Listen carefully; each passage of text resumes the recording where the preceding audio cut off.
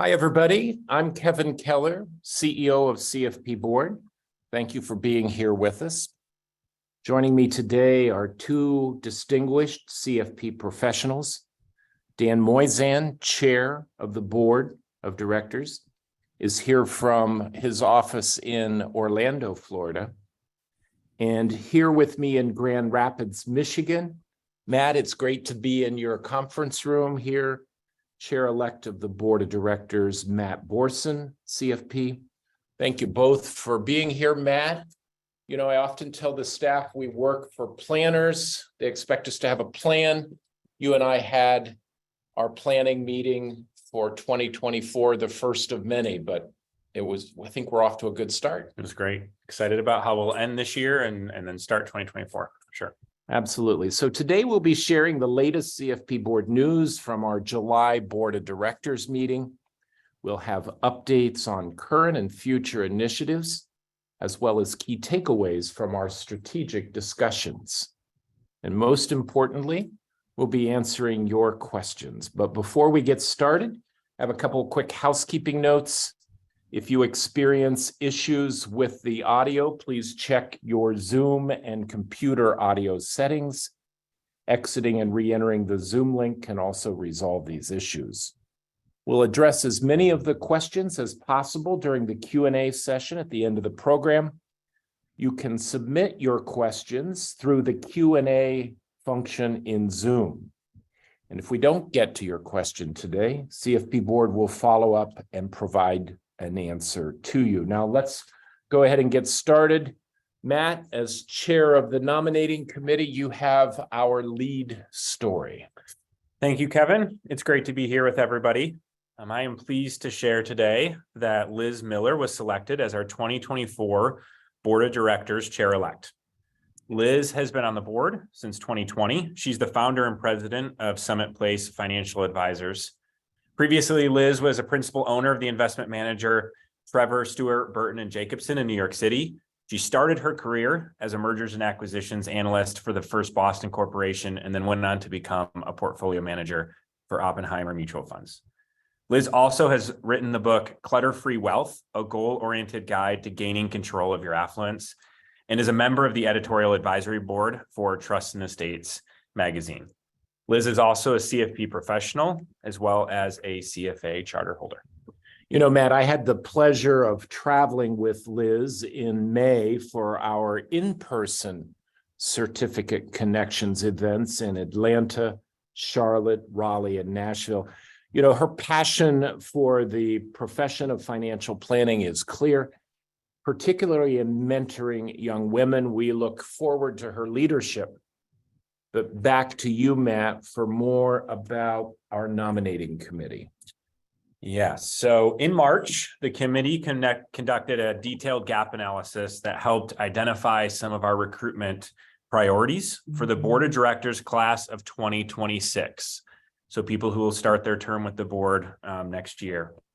Those priorities are for a public member with a financial and regulatory and/or enforcement background, as well as a client-facing CFP practitioner.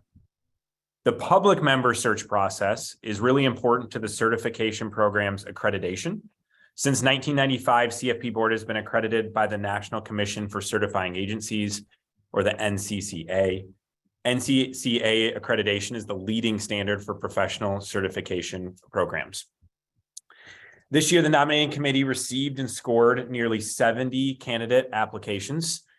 At the July board meeting, the committee selected 13 candidates that will interview via Zoom. And the nominating committee shared that candidate information with the rest of the board of directors. We will announce and approve these new board members after our November board meeting coming up here in the next few months. Thanks, Matt. I think we had almost 70 people apply this year. Last year it was nearly 100.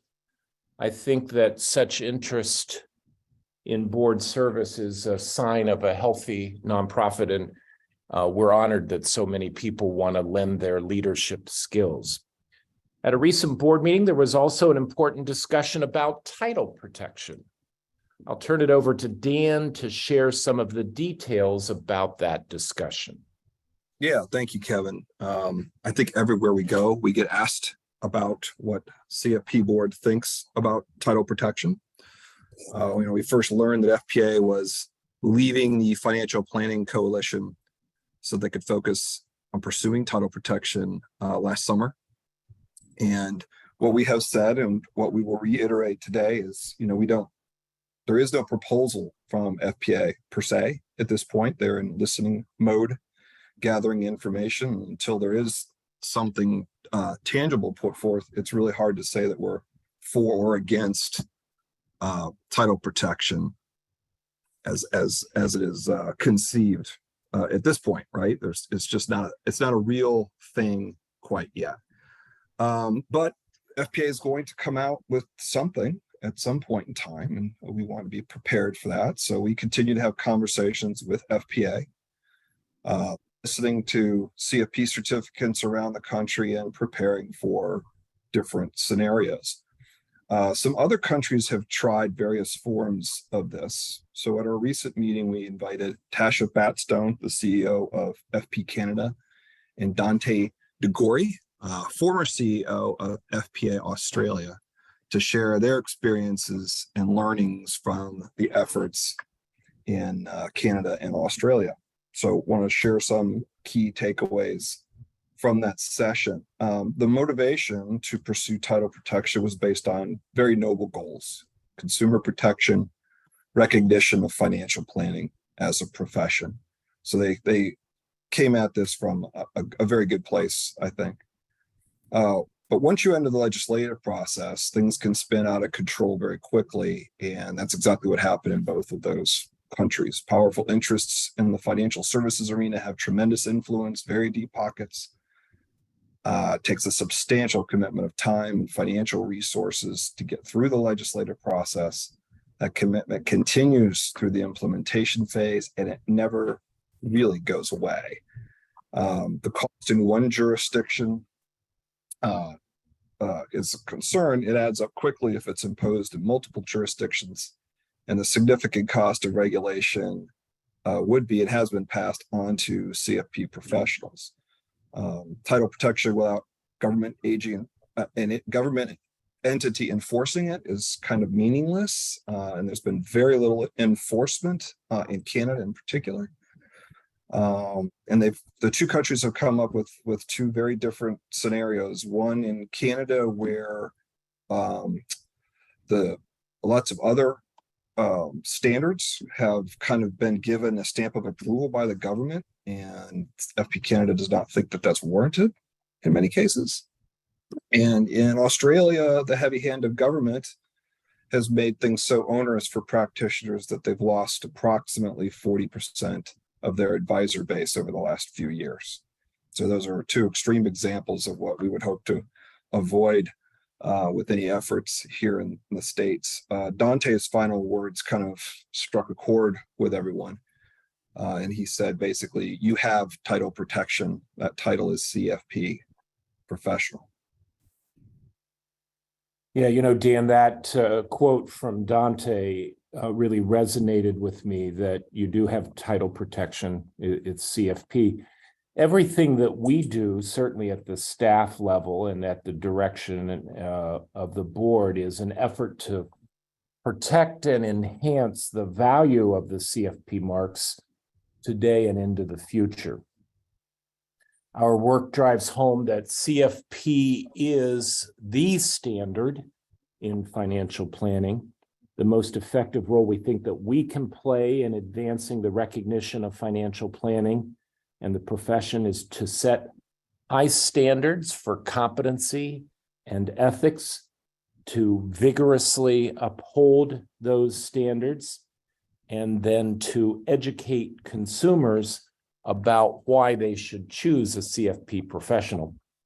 More than 96,000 CFP professionals have invested substantial time and money to meet and maintain the rigorous certification standards that we uphold at CFP Board. In fact, today there are 96,194, as we went on the air earlier, The July exam had more than 3,000 people sit for the exam, and those results will add to that. All of that, Matt, as you prepare to take the leadership of the board of directors, points us to crossing the 100,000 CFP mark probably next year.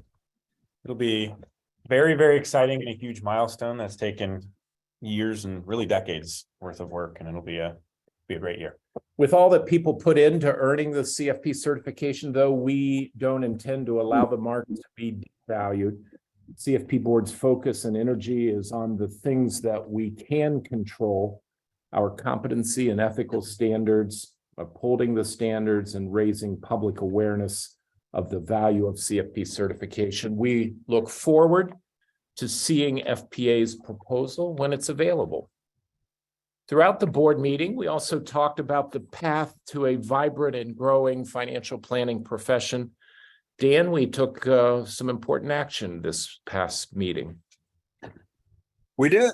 The CFP board exists to advance the profession for the benefit of the public, and a hallmark of professions is a culture that encourages pro bono work. Our board meeting in July approved a resolution encouraging CFP professionals to commit to 20 hours of pro bono financial planning per year. That's an encouragement, it's not a requirement, just like lawyers are not required. But we're hoping that by formally making that statement to target at least 20 hours of pro bono financial planning per year, we can help foster a culture of pro bono throughout the profession and advance financial planning. It supports CFP Board's vision to ensure that every American can access competent and ethical financial planning advice. It's a young and emerging profession that we have, and there's much that we can learn from other established fields. I mentioned the legal field. Medical field also has longstanding commitment to free services that have elevated and enriched those professions. Hopefully building a culture of volunteerism is also essential as we work to attract service-minded young people to the profession. Recognition of dedication of CFP professionals who do provide pro bono services. We're also going to be introducing digital pro bono badges that you can put in your signature, your website, etc., for providing 20, 60, or 100 hours of pro bono financial planning, just to recognize that contribution. It's very gratifying to see this come to fruition, Kevin. Pro bono's been a big part of my career, and I can't sing its praises enough. Yeah, Dan, one of the things that I'm increasingly hearing, and I've heard it multiple times, is especially for younger graduates of financial planning programs who are looking to start their career, they're looking for firms that support pro bono. And so I think this is a way that firms can differentiate themselves from competing firms when they're hiring new talent, is to make this part of the culture. Dan, you served as a member of the board of directors of the Foundation for Financial Planning, and I know going way back that CFP Board is a proud partner with the foundation. And I just think that it's a positive for both CFP Board, for the Foundation for Financial Planning, and also for the profession, as you mentioned. If somebody listening is interested in volunteering, the foundation maintains an online clearinghouse for opportunities, and that's available at www.probonoplannermatch.org. So it's all one word, probonoplannermatch.org. I'd also encourage you to visit the pro bono resource section of our website at cfp.net/pro bono. CFP Board's pro bono manager, Molly Evans, can also help you get involved. Molly's email is that's M as in Mary, M Evans, EVANS @cfpboard.org. So switching gears, last week, the board also had a deliberative discussion about our proposed sanction guidelines for those who do not live up to the high standards that we've set. Dan, back to you for more on that. Yeah, thanks, Kevin. So CFP Board has ethical standards and also competency standards. In February of 21, Board launched a commission on sanctions and fitness to review and recommend changes to the sanction guidelines and fitness standards.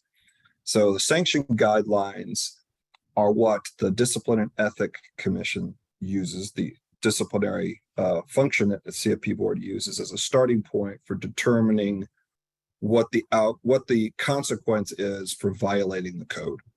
So these are people that there's been a finding. What do you do? And just like with other forms of monitoring, I mean, you don't get the same ticket for rolling through a stop sign as you do for driving drunk through a school zone. There's different levels. The first batch of that was created in 2011, and there's been a lot of changes to the code since then. So the commission has spent a little over 23 months from their start point coming up with recommendations about what the sanctions should look like now. The commission reviewed the sanctions that CFP Board, regulators, and others have applied in the past, evaluated that landscape, developed conclusions about appropriate action for each category of misconduct. The commission provided their first set of recommendations in 2021, and full recommendations were reviewed by the board earlier this month. The recommendations reflect the current perspectives. Some of them are very different than what they seem to have been 11 years ago when the first group of guidelines was established. The recommendations, we believe, serves to benefit the public, advance the profession, and better align the fitness standards with the sanction guidelines. However, we're not going to simply adopt them. We want your feedback. We're going to be releasing these for public comment toward the end of the summer. And we need your feedback to produce the best work product that we possibly can. So look forward to that later in the year. I will warn everybody, there's a lot in there. Please set aside some time. We really do need and value your feedback. Hey, Dan, a couple thoughts. One, the more specific the feedback you can give us when we issue those, and it'll likely be after Labor Day when they come out.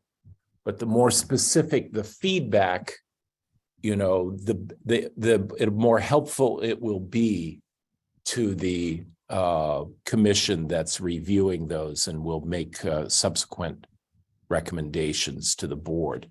The other thing, I just want to thank you again publicly. You served as the chair of the Disciplinary and Ethics Commission at a time before we had sanction guidelines. It's something that we added after you served. And I think, again, as we think of an emerging profession and the benefit both to the public, but the planners, so that if there are hearings with similar fact patterns, that there are, every case is different, but at least that we can come as close as possible, being fair to the certificant and yet credible to the public. I think it's a benefit for the profession at large. Yes, correct. Totally agree. So also, as we've wrapping up the work on fitness and sanctions, as we alluded to earlier in the year, another commission was started for competency standards, the Competency Standards Commission. Those standards had not been reviewed on a comprehensive basis ever. So it's about time we do that. So the competency standards, just a quick review, are the standards that don't relate to the code of conduct and the practice standards, the ethical standards. They include experience, the exam, education requirements, both for initial certification and continuing education certification. It's going to probably take 2 years to complete this project. The commission's been reviewing current competency standards, our standards. They're going to recommend either to validate what we have or recommend modifications. And those will be subject to public comment as well, sometime in 2024. In the meantime, though, the commission would like some feedback now as they get going on this project. So we have a QR code up on the screen. If you click on that, it will take you to the website with a very brief survey that describes, has a complete set of competency standards on there, little description of the kind of feedback that they're looking for. At this point, you can kind of think of it as a bit of a suggestion box. You know, you guys need to look at this, need to look at that. Want that input, please take a little bit of time. This won't take anywhere near as long as the sanction guidelines when those come out. But we really do value and want input. And again, as specific as possible, the better. We're more than happy to have you tell us these are all great, everything's going great, or, you know, you guys are not doing a great job, get with it. It's your opinion, that's all fine. But as far as actionable things, the more specific, the better. So the standards and certification priority is our top priority at CFP Board. We have 5 strategic priorities. If you've been on one of these before, you've seen the 5 blocks. The block in the middle is certification standards. Part of that, developing principal knowledge topics. That's the list that's at the center of the education requirements for CFP certification and the exam process.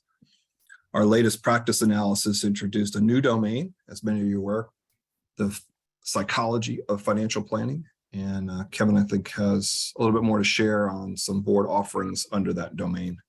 Indeed. Thanks, Dan. We hear repeatedly from CFP professionals about how much time they spend navigating the psychological considerations when working with clients. Last year, CFP Board released a new book called The Psychology of Financial Planning.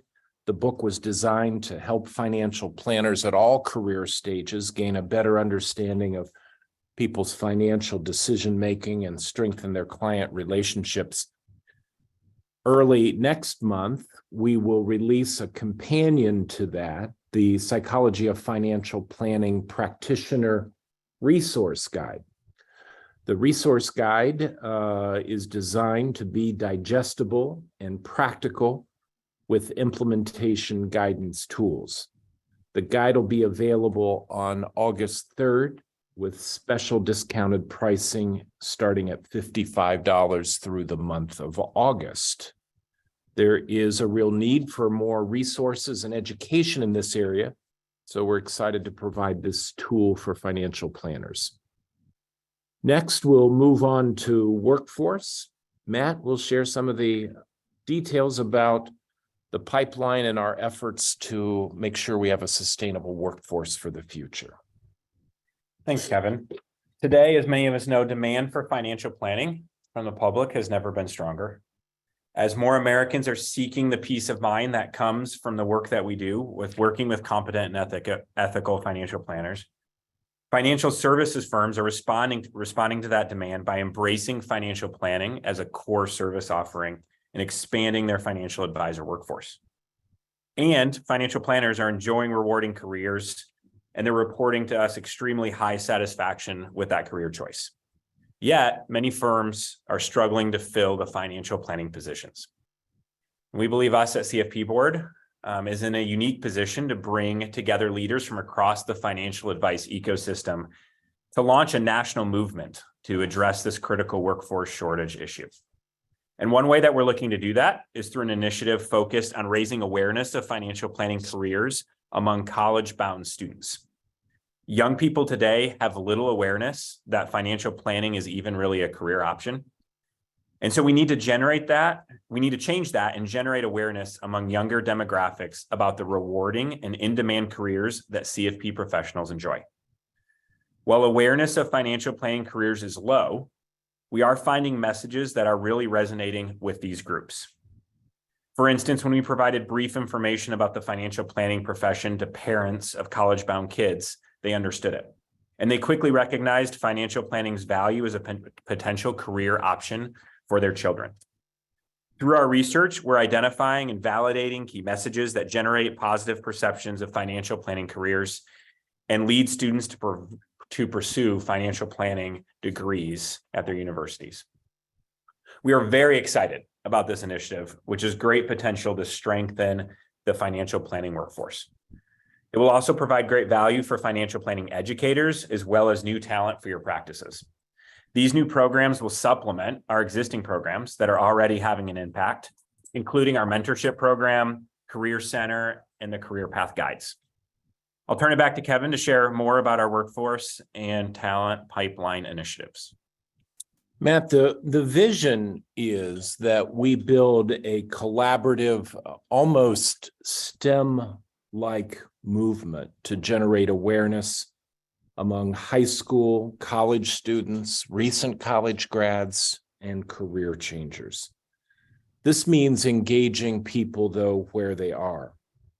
Last week, when we think about future CFP professionals, maybe in the late 2030s or 2040s, CFP Board participated in the triennial, every 3 years, Girl Scout Convention at Walt Disney World. We hosted activities for girls to earn their buying power and financial literacy planner merit badges.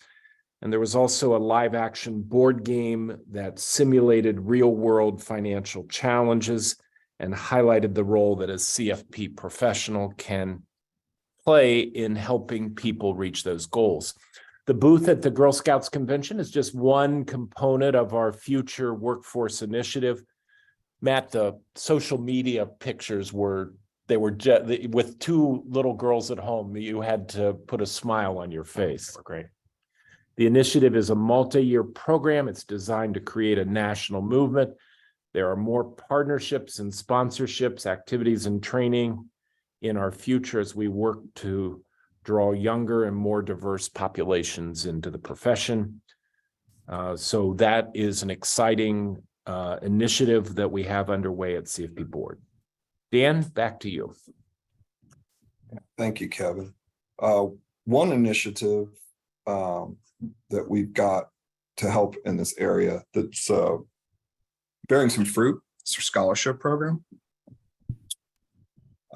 It's really impacting particularly the number of new diverse CFP professionals, and it's run through the Center for Financial Planning.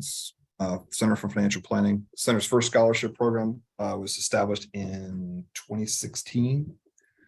Today, there are 19 scholarships in partnership with very generous corporate and individual donors. We're especially excited about 2 endowed scholarships, one recognizing LeCount Davis, the first Black CFP professional, and the other recognizing the 10th anniversary of our Women's Initiative. Today, we've granted nearly 360 scholarships, providing over $1.65 million. All of our efforts to strengthen the planner workforce or to provide the public with access to competent and ethical financial planning by CFP professionals. We're going to continue our efforts to increase the public's awareness and preference for CFP professionals.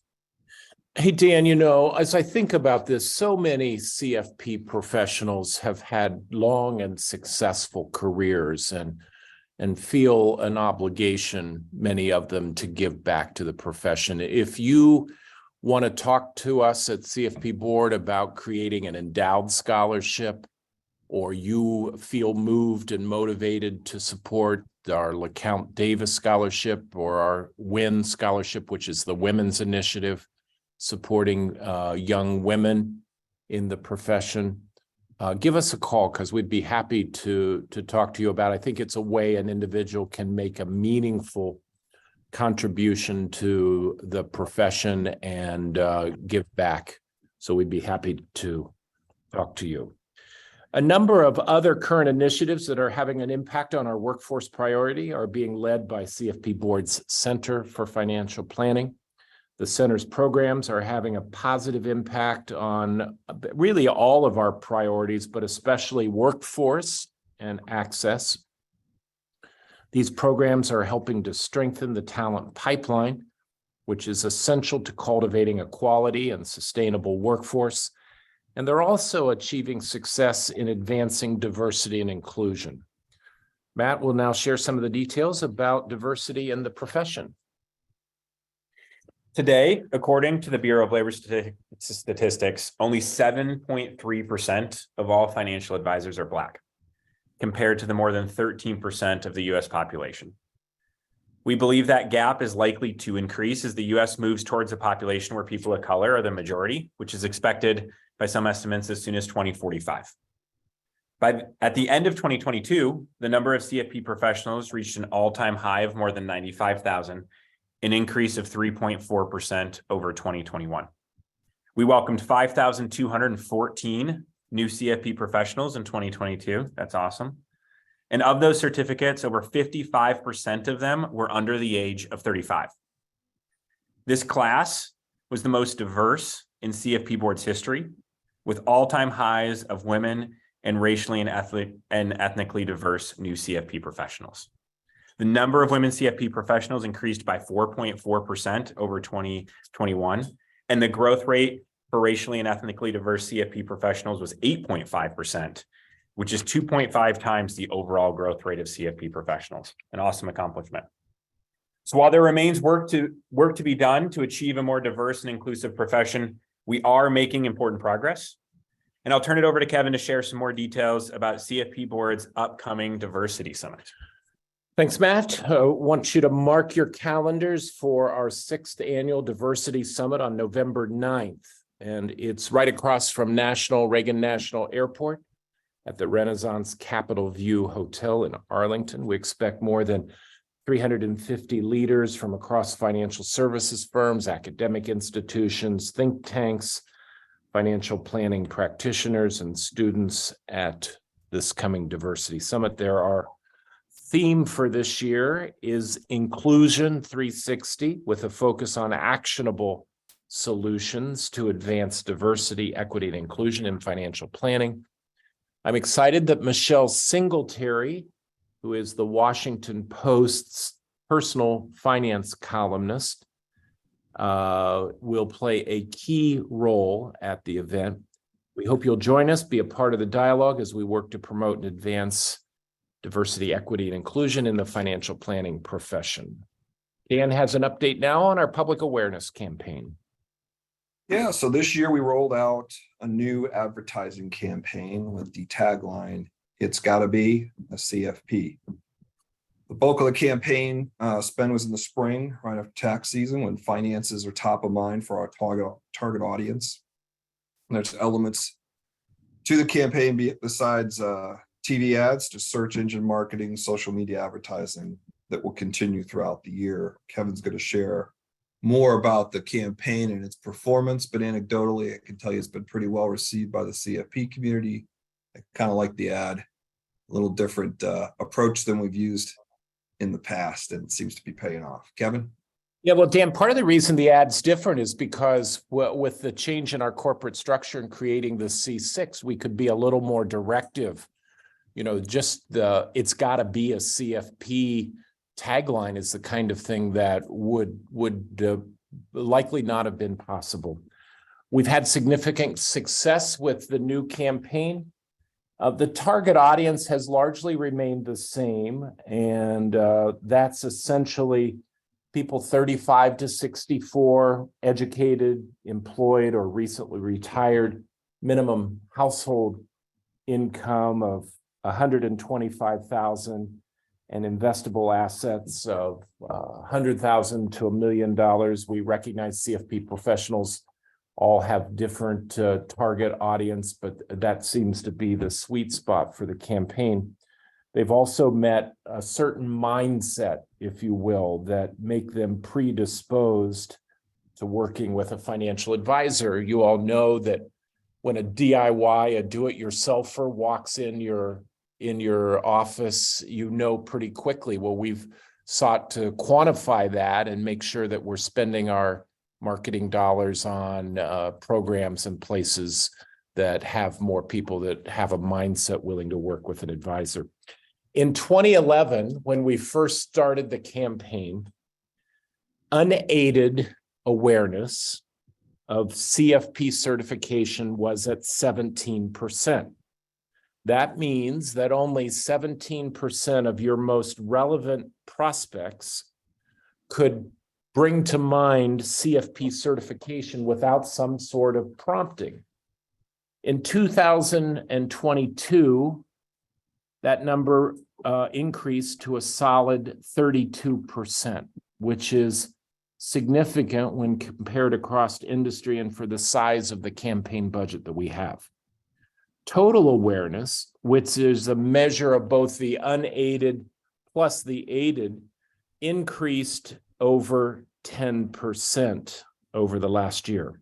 Several other measures of brand health, we look at a lot of different things, but again, continue to have positive results.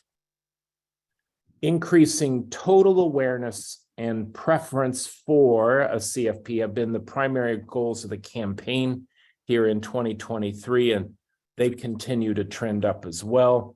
If you want to know how we're spending the money, television makes up the highest percentage of our media mix, and digital and streaming also play a key role. Over the last 12, 13 years, we've invested more than $150 million in the campaign, including the nearly $16 million budgeted in 2023. Although we've invested a lot in the campaign, the reality is that our budget this year is less than 0.5% of the ad money spent by banks, brokerages, and insurance companies. So that means we have to be very strategic with how we do that. And I'm pleased to share that this year's campaign will garner well over 1 billion impressions. And that's one of the metrics that we're looking at. This year, we had a wide breadth of media partners, some of which are reflected here. We know the core media habits of our target audience. They are significant consumers of news, sports, lifestyle, and financial program. We had some new and noteworthy sponsorships, including ESPN's First Take sponsorship during the NFL Draft and March Madness, Sweet 16, Elite Eight, as well as CNN's Before the Bell. The campaign's TV advertisement featured a vignette we call Bungee. Let's take a quick look at the 30-second version of the ad now. Double check that. That's pretty good. Yee. Not crying, are you? Let's tighten that. Ooh. Wait, what was that? What? No, don't worry about that. Here we go. Asking the right question can greatly impact your future. Are you qualified to do this? What? Especially when it comes to your finances. Do you have a question? Are you a certified financial planner? Yes, I'm a CFP professional. CFP professionals are committed to acting in your best interest. That's why it's gotta be a CFP. Find your CFP professional at letsmakeaplan.org.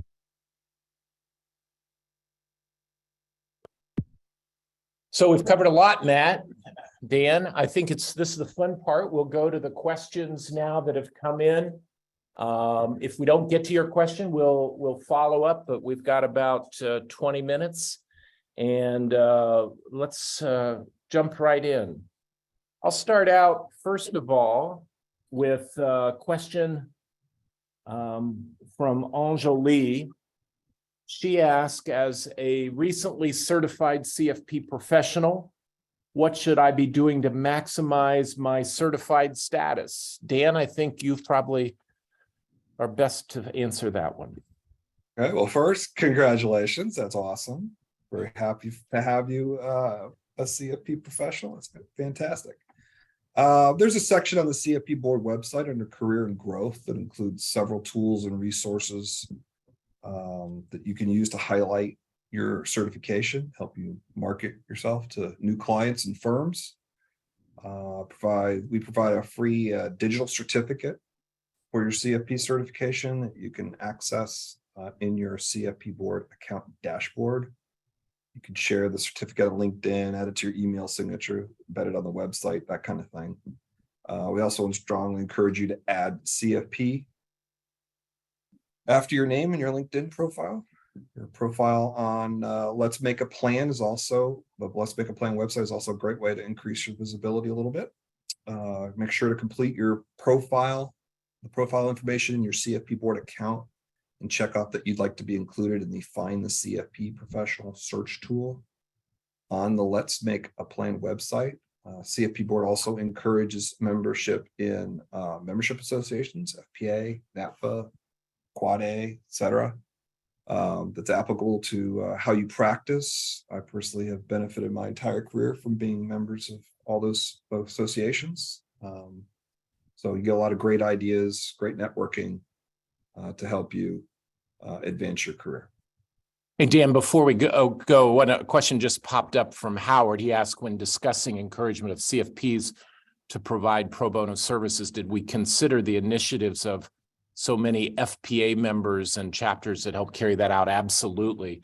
And there's a rich history. Molly Evans on our staff works very closely with the pro bono leaders in each of the chapters.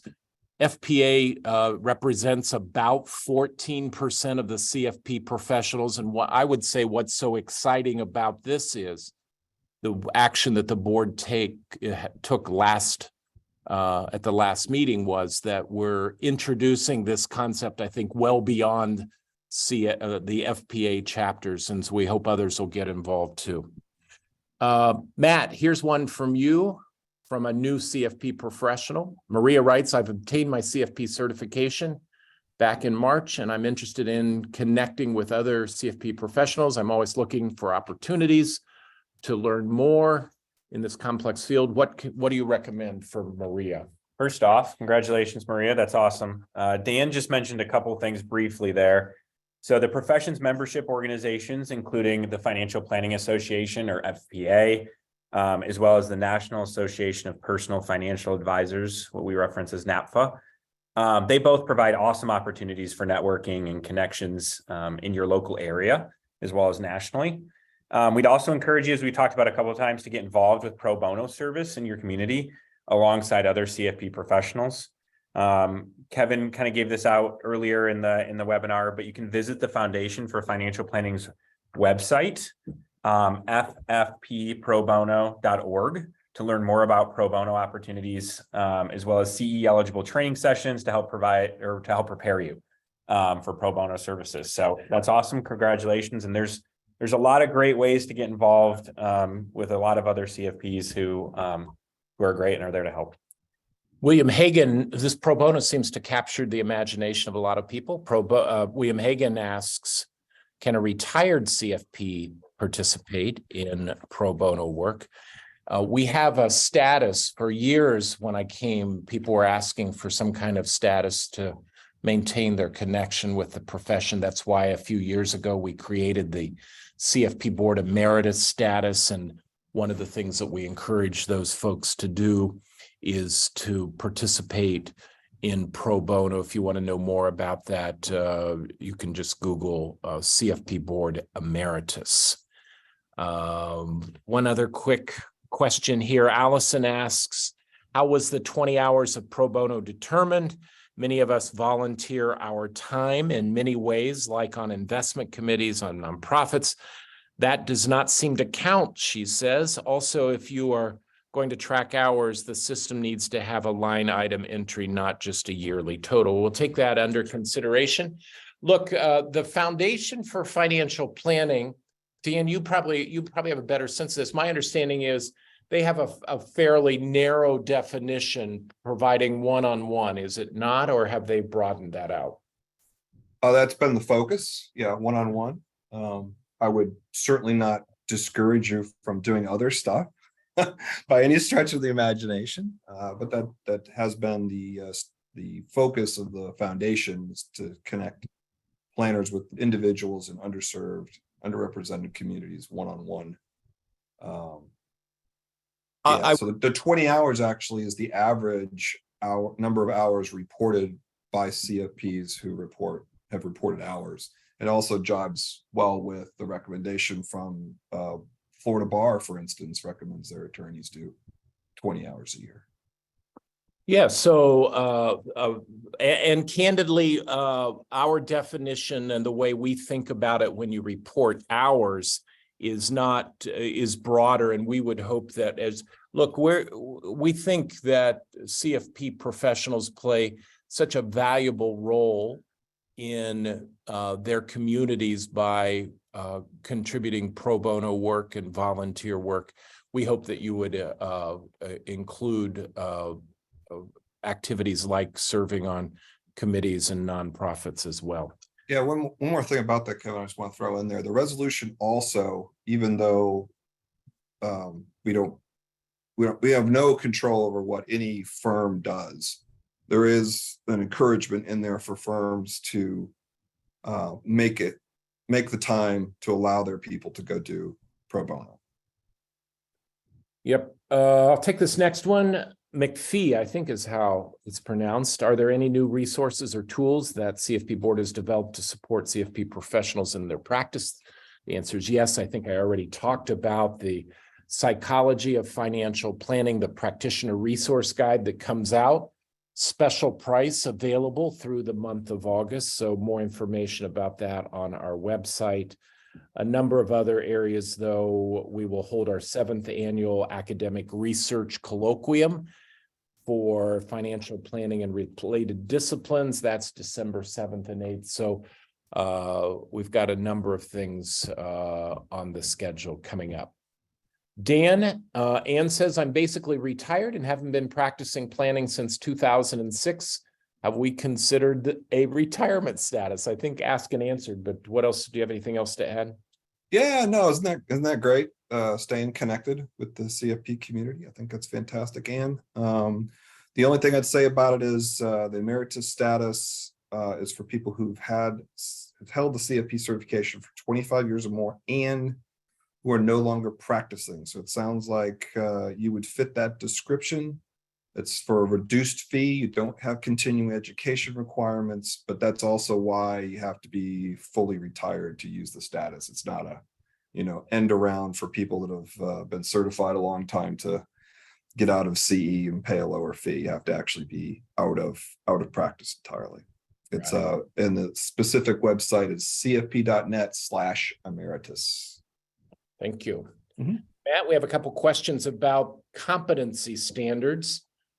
Josh asks, are there any imminent changes to this is the big one, the bachelor's degree requirement and the experience requirements? Great question, Josh. It's something that we hear and get a question about quite often. As we kind of referenced earlier, we have just launched a competency standards commission. And they are currently reviewing the education and experience requirements. And one of the things that they'll certainly take under consideration will be that bachelor's degree as well as the other experience requirements.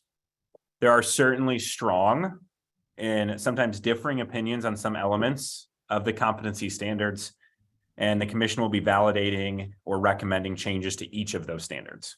Everything related to the competency standards is on the table. Kevin has been really specific about that, as has Dan and myself. The goal is to ensure that the CFP certification remains relevant and advances the profession for the public's benefit. We don't yet know whether the commission will recommend changes or modifications to the education or experience requirements, but as part of the review, the commission is actively seeking your input.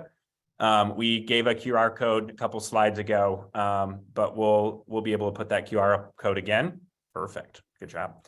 That will take you to the feedback form again. If you're ready to leave or give us some feedback. Hey, Matt, one more question on the competency commission from Brooklyn. Is that Brooklyn, New York, or Brooklyn, the person? I'm not sure. I proposed an idea to 2 members of the CFP competency commission, and I would like to hear if this idea is feasible. What say you, Matt? I'd say the competency standards is receiving lots of input. So they, in all likelihood, won't respond to your individual inquiry, but it will absolutely be taken into account and will be part of the feedback process. Once the commission has completed its review, we will have a public comment period. So not only do you get an opportunity to kind of give us some feedback now, but after they kind of coalesce and provide recommendations, us as the board will send it out for public feedback, and there'll be a second round as we really want to hear what people have to say. As Kevin said, the more specific, the better when you provide feedback. Both Mindy and Reed have a similar question. Will the slide deck be sent to us? Will the slides be available? We will post. This will be posted on cfp.net within the next week or so. So the whole recording, as well as the slides, will be available. We had a question. Can we use the CFP certification in other countries? And I apologize, I can't pronounce the name, but a question about that. The answer is CFP is specific for the territory that you earned and practiced in. So there are not cross-border. It's not like CFA. Matt here sitting beside me is a CFA charter holder, one exam around the world. Well, 3 exams around the world, all the same. CFP is territory specific. And so for that reason, it's not. Richard Salmon, good afternoon, Richard. I recently spent a day with the Kansas State Personal Financial Planning Program, where I was a judge for a week-long financial planning camp for high school students. This was sponsored by Schwab Foundation, and I was encouraged by the awareness of financial planning this created in high school students. So that's a great idea. Thank you, Richard, for that. We've had a couple questions about the increase in the renewal fee. I'll take that one on, but I may call in reinforcements from Dan and Matt, who was chair of the finance committee. Do you want to do it since you were chair of the finance committee when this fee increase went through? Sure, absolutely. Yeah, so last April, we announced the annual certification fee would be increasing by $100 effective October 2022. So this fee increase was actually the first increase in more than 5 years.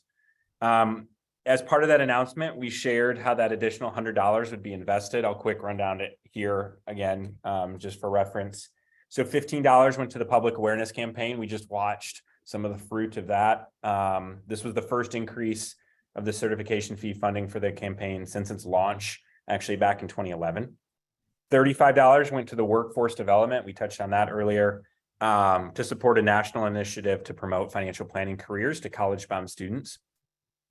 $10 went to the CFP Board Center for Financial Planning to support its initiatives to advance the profession, including development of new research and resources to support the practice of financial planners. $20 to the Client Impact Research and Practice Resources. We haven't touched on that a ton today, but we'll have more announcements on that coming here soon. That'll support the development of an empirical research study to assess the impact that financial planning has on clients' well-being.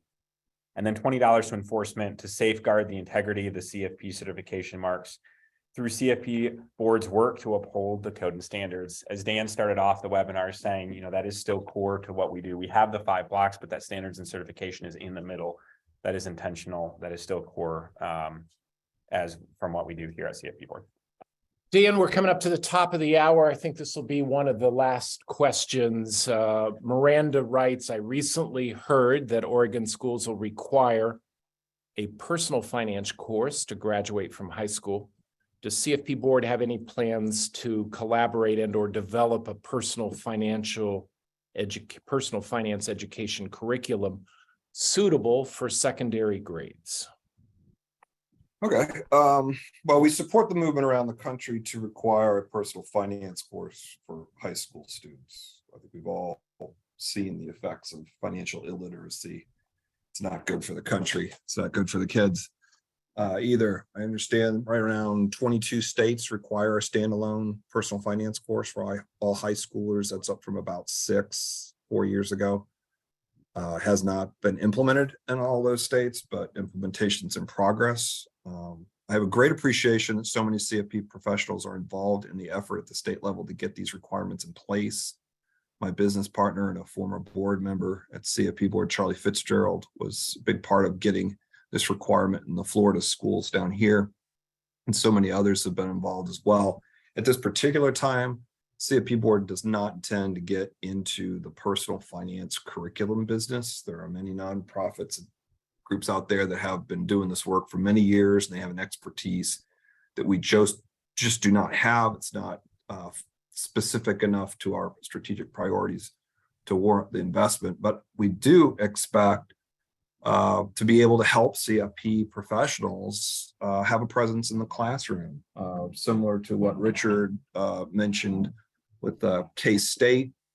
We do have relationships at the university level, which should help get CFP professionals on many more campuses to talk about financial planning and our future workforce initiative, things like establishing a relationship with the Girl Scouts, et cetera, which I mentioned earlier, are all part of that program and that initiative, that strategic priority to really build awareness of financial planning as an attractive career choice to an ever younger populations. So we think we could help establish some presence in classrooms at many levels of the educational system, but we're not going to form the curriculum per se specifically as one of our initiatives. I think that's a fair way to say that, Kevin. Yeah, absolutely. I think there are so many organizations.